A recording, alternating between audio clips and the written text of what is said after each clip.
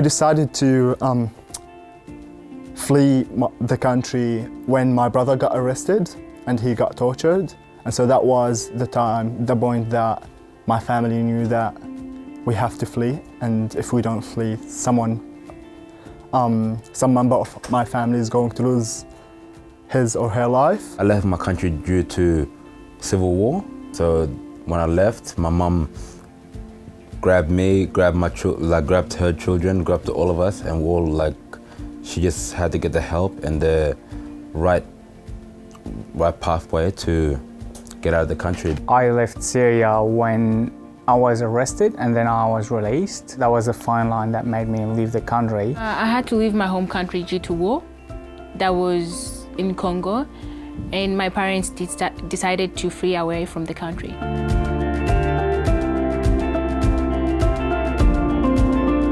The family side, because my uncle got killed in Syria and we had to run away and we couldn't say goodbye to any of my relatives, and we just the whole big family scattered around, and we probably will never,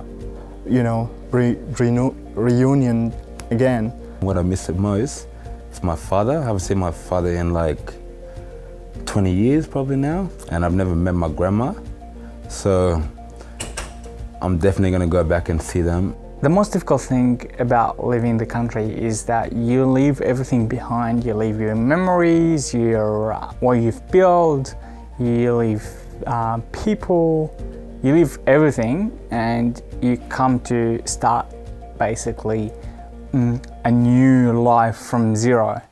And everything you've done and built up is completely lost. Even people who I bought ice cream from, or cafes that I've been to, stuff like that. To leave your friends and leave your house, it was very difficult. It was very hard. My passport had only 1 year on it to expire, which means I'll be deported back. And that was really scary for my family, because if I get deported back, I would have two choices, either to kill or get killed. Well, the process was not definitely easy, obviously. My uncles, my aunties, everybody just put in some bit of money in for my mum and my whole family to get out of Sudan and to come to Egypt and start a new life there for the moment before we came to Australia. We got here through UNHCR. Yes, the process was very difficult because we had to live in a camp for 17 years. I have, multiple things that I hold dear to me, from my school and all the teachers who helped me, to my friends, to my life at uni, to which I hold dear the most is my Scout family. Everyone has the freedom to be himself and be true to themselves. So this is something that makes this country different and makes it what it is. Another thing that I think make living in Australia great is the concept of fair go. So my uncle used to tell me always that here the limits is the sky, and I really agree. So in Australia, you can actually go anywhere you want. You can travel a lot, which is really good. You can do whatever you want in Australia as long as you're very passionate and hardworking and committed to what you want to do, and you can actually achieve your goals.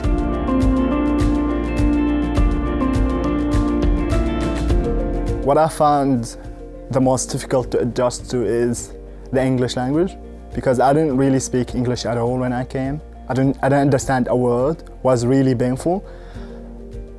It made me feel like a newborn baby, you don't understand anything. I was like, is that how a newborn baby feels?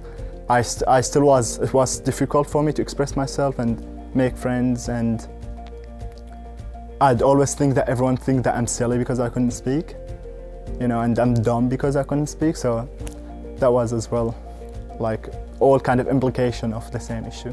So when I was at Hamilton Public School, I just wanted to play normal sports, be a normal kid with everybody else, but obviously nobody wanted me to play with them or whatever. So I had the discrimination already that nobody liked who I am because of my skin color. Food, because in my home country, there is the actual food that I grew up with that I always eat almost every day.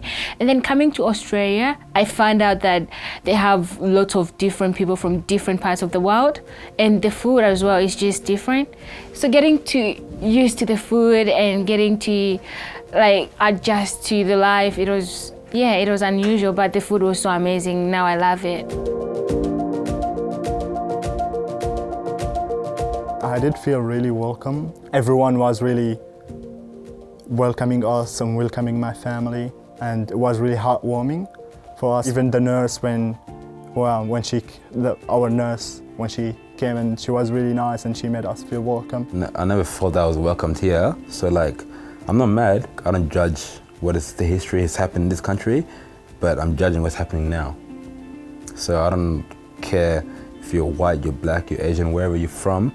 As long as you have the heart, you have the opportunity to just give somebody a chance.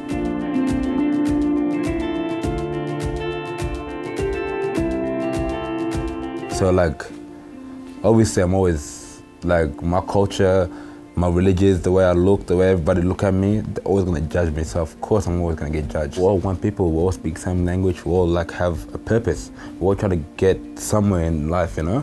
I don't think my background has impacted on the way I was treated, but I know people who have probably experienced it and shared their experience with me. So.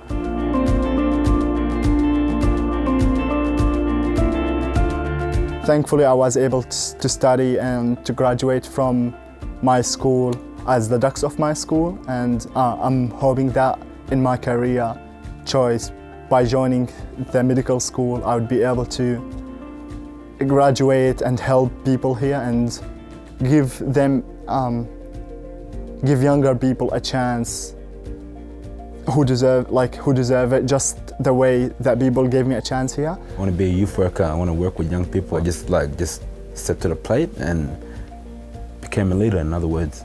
I just graduated my diploma of community services and I want to work with young people. I think the main couple of things that I've been trying to focus on in contributing to the society is one, by volunteering and giving talks in the community and, you know, raising awareness about different issues, such raising resilience within youth. So volunteering in youth groups, volunteering with people from low socioeconomic background. As for me, when I went to high school, I was actually selected as the school captain. And also I am a member of BPW, which is Business Professional Women. It's about empowering people. I am also a member of Engage Group, which is funded by Give Where You Live Foundation. So the Engage Group is all about providing grants to non-profitable organizations in Geelong. And the other program that I am involved in is CMI, Multicultural Centre of Youth, whereby I am a shout-out speaker. I do public speaking in different events. I'm also a soccer player, which is really good. I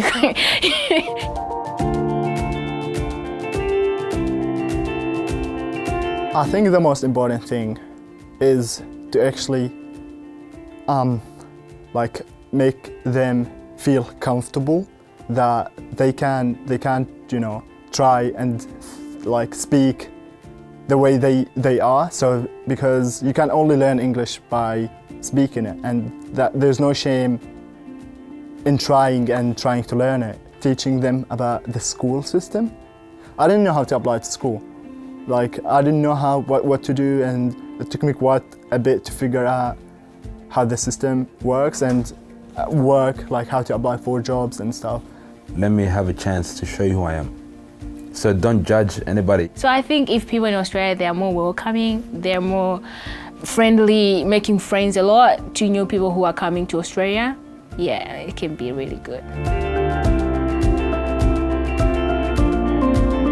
The majority of us are just normal people seeking a fair life because of killing that's happening back there because of dictator governments or extremist groups, and we're flooding that, and we're just really hoping to get a safe and fair go at life.